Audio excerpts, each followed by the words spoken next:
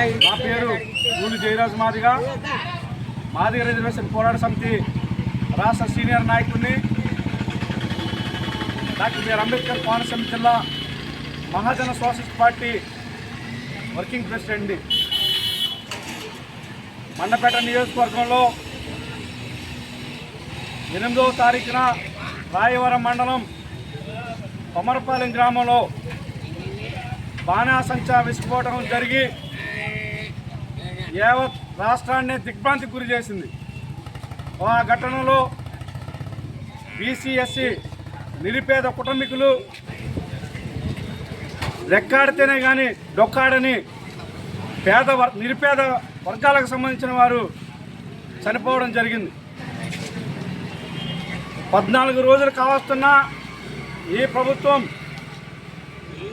Home minister, స్థానిక కార్మిక శాఖ మంత్రి, అనపర్తి, మండపేట నియోజకవర్గ ఎమ్మెల్యేలు అందరూ ఘటన పరిశీలించారు, పరామర్శించారు బాధితులను తప్ప ఈరోజు వరకు ఆ రోడ్డున పడిపోయిన పేద వర్గాలకు సంబంధించిన కుటుంబాలను మాత్రం ఆదుకునే విధంగా ఎక్స్గ్రేషియా ప్రకటించడంలో మాత్రం ఎక్కడా చిత్తశుద్ధి కనపడడం లేదని చెప్పి నేను అంటున్నాను.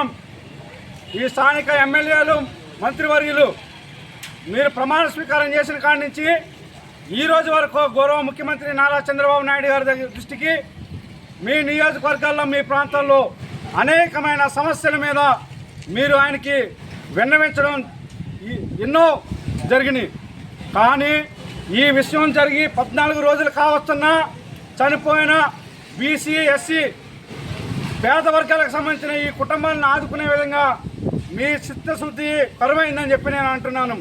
ఎందుకంటున్నామంటే ఈ విషయాన్ని ఈ రోజు వరకు కూడా మీరు అధినేత చంద్రబాబు నాయుడు గారి దృష్టికి తీసుకెళ్ళి ఈ బాధిత కుటుంబాలకి న్యాయం జరిగే విధంగా ఎక్స్గ్రేషియా చేయడంలో మీ చిత్తశుద్ధి కరువైందని చెప్పి, మీకు ఎక్కడ చిత్తశుద్ధి కనబడడం లేదని చెప్పి నేను అనదలుచుకున్నాను.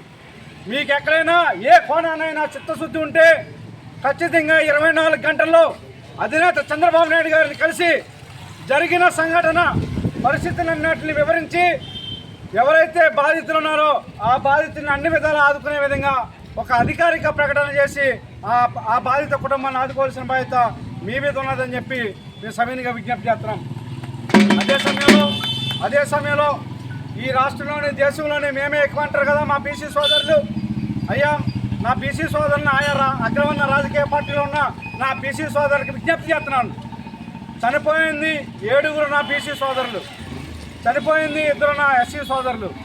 మరి మా బీసీ నాయకులైన మీకు ఈ రాజకీయ పార్టీలు మా కుల సంఘాలను చూసి మీకు పదవులు ఎత్తున్నాయి తప్ప మిమ్మల్ని చూసి కాదని చెప్పి ఈ సందర్భంగా నేను గుర్తు చేస్తున్నాను. ఈ విషయం మీద మీరు మాట్లాడకపోవడం అంటే మీరు బానిసత్వంలో ఉన్నారని చెప్పి మేము అనుకోవాల్సి వస్తుందని చెప్పి మేము విజ్ఞప్తి చేస్తున్నాం. మీరు ఇప్పటికైనా ఆయా రాజకీయ పార్టీలో ఉన్న నా బీసీ ఎస్సీ సోదరులందరూ కూడా మాట్లాడి మీ రాజకీయ పార్టీ నాయకుల్ని ఒప్పించి ఒక స్పష్టమైన ఆ కుటుంబాన్ని ఆదుకునే విధంగా ఒక ఎక్స్గ్రేషియా ప్రకటించే ప్రకటనని రప్పించవలసిన బాధ్యత మీ మీద ఉందని చెప్పి నేను సవినీయంగా విజ్ఞప్తి చేస్తున్నాను. మరి అదే సమయంలో ఈ ప్రభుత్వాన్ని హెచ్చరిస్తున్నాం. 48 గంటల్లో ఆ కుటుంబాన్ని ఆదుకునే విధంగా ప్రకటన కానీ రాకపోతే అన్ని కుల సంఘాలని, అన్ని ప్రజా సంఘాలని, అన్ని రాజకీయ పార్టీలని కలిసి వచ్చే అన్ని సంఘాలను కూడా కలుపుకొని స్థానికంగా ఉండబడే మరి మినిస్టర్ సుభాష్ గారి ఇల్లుని ముట్టడి చేయబోతున్నామని చెప్పి సందర్భంగా హెచ్చరిస్తున్నాం. ప్రకటించాలి. ప్రభుత్వం వెంటనే ఎక్స్గ్రేషియా 50 లక్షల రూపాయలను ఇవ్వాలి. ప్రతి ఇంటికి ఒక ఉద్యోగాన్ని ఇవ్వాలి. బాధిత కుటుంబాలకు ఒకరికి ఉద్యోగాన్ని, బాధిత కుటుంబాల్లో ఒకరికి ఉద్యోగాన్ని, బాధిత కుటుంబాల్లో ఒకరికి ఉద్యోగాన్ని